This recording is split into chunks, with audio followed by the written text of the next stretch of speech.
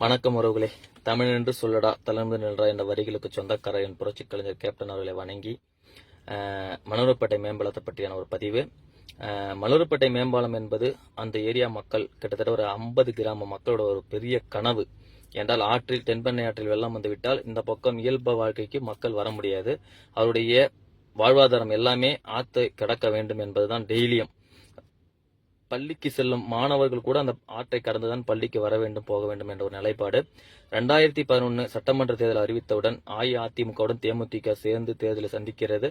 அப்போது ரிஷிவந்திய தொகுதியின் சட்டமன்ற வேட்பாளராக கேப்டன் அறிவிக்கப்படுகிறார். அறிவித்த அன்றே அவர் வெற்றி பெற்றதாக அனைத்து தரப்பினரும் பட்டாசு வெடித்து கொண்டாடினார்கள், தீபாவளி போல் அனைத்து ஊர்களிலும். அப்போது அவர் வாக்கு சேகரிக்கும் போது மக்களிடம் குறை கேட்கிறார். கேட்கும் போது மக்கள் வைக்கும் பிரதான ஒரே கோரிக்கை மணலூர்பேட்டையில் ஒரு மேம்பாலம் அமைத்து தர வேண்டும் என்றுதான். அப்போது கேப்டன் கண்டிப்பாக நான் இதை கட்டி தருகிறேன் என்று வாக்குறுதி கொடுத்தார். அதுபோல் அமோக வெற்றி பெற்று சட்டமன்ற எதிர்க்கட்சி தலைவராகிறார். ஆனவுடன் அவருடைய சட்டமன்ற கூட்டத்தொடரிலே இந்த மணலூர்பேட்டை மேம்பாலத்தை பத்தி கண்டிப்பா கூறியிருப்பார். அதுபோல் அம்மையார் அவர்கள் இந்த நிதியாண்டில் கட்ட முடியாது, அடுத்த நிதியாண்டில் கட்டலாம் என்று உத்தரவாதம் கொடுத்திருந்தார். ஆனால் அதை விட விட்டுட்டு சும்மா இல்லாமல் கேப்டன் அவர்கள் மத்திய அரசிடம் முறையிட்டு அன்றைய மத்திய அமைச்சர் கட்கரி அவர்களிடம் முறையிட்டு கண்டிப்பா எனக்கு அந்த மேம்பாலம் எங்க தொகுதியில் கட்டித்தரப்பட வேண்டும், மக்கள் சம்பந்தப்பட்டது என்று கேட்டறிந்து அவரும் கண்டிப்பாக உங்களுக்காக அந்த மேம்பாலத்தை நாங்கள் கட்டித்தருவதற்கான நிதியை தருகிறோம் என்று டெல்லியிலிருந்து அந்த நிதியை பெற்று வந்து மணலூர்பேட்டை மேம்பாலம் கட்டி கொடுத்தவர் வரலாறு சிறப்புமிக்க தலைவர் கேப்டன் அவர்கள்தான்.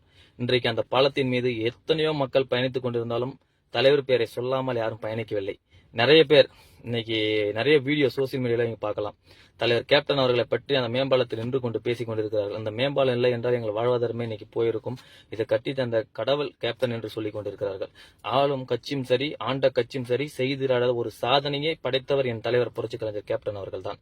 இன்றைக்கு எத்தனையோ கட்சி இருந்தாலும் அத்தனை பேரும் சேர்ந்து அங்க தலைவருக்கு ஒரு தேர் திருவிழா போல் ஒரு நன்றி பாராட்டு விழா வைத்தார்கள்.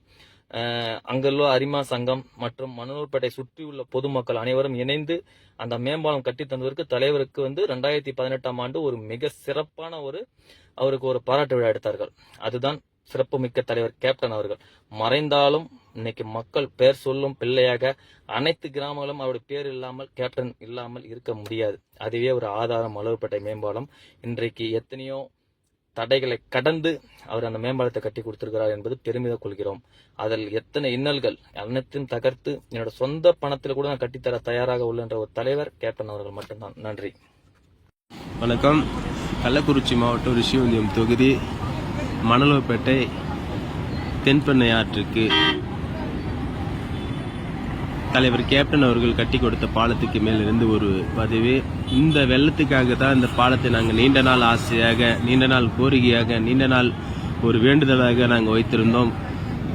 ஆண்ட கட்சியும் சரி, எதிர்கட்சியாக இருந்ததும் சரி, யாருமே இது வரைக்கும் ஆண்ட 50 வருஷம்ன்றாங்க, 70 வருஷம்ன்றாங்க, யாரும் கட்டி கொடுக்கல. என் தலைவர் கேப்டன் அவர்கள் கொடுத்த அவர் முயற்சியால் வந்த பாலத்துக்கு மேலிருந்து ஒரு பதிவு போடுவது நாங்கள் மிக மகிழ்ச்சி அடைகிறோம். அவருடைய பணிகள் இன்னும் இருந்திருந்தால் அவருடைய பணிகள் இன்னும் சிறப்பாக இருந்திருக்கும், தமிழ்நாடு செவச்சியாக இருந்திருக்கும். பாருங்க, இந்த மணலூர்பேட்டை பாலத்தை கட்டி கொடுத்த எங்கள் தலைவருக்கு நன்றியை தெரிவித்துக் கொள்கிறோம், கோடான கோடி நன்றியை தெரிவித்துக் கொள்கிறோம்.